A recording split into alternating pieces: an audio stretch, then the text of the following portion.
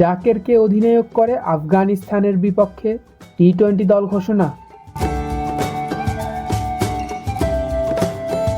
আফগানিস্তানের বিপক্ষে টি-20 সিরিজে এই ফরম্যাটে নিয়মিত অধিনায়ক লিটন দাসকে পাওয়া যাবে না, সে খবর আগেই পাওয়া গিয়েছিল।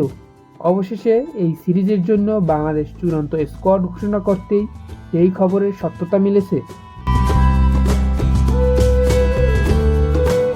লিটনের অনুপস্থিতিতে সিরিজে দেশের নেতৃত্বে থাকছেন জাকের আলী। লিটন ছিটকে যাওয়ার পর কপাল খুলেছে সৌম্য সরকারের।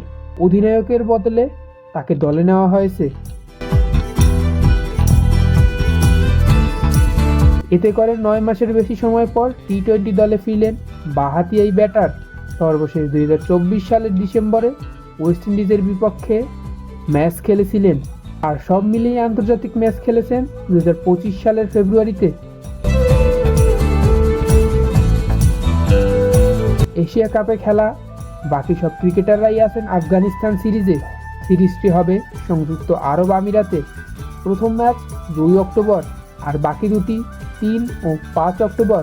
সব ম্যাচ শারজায় অনুষ্ঠিত হবে।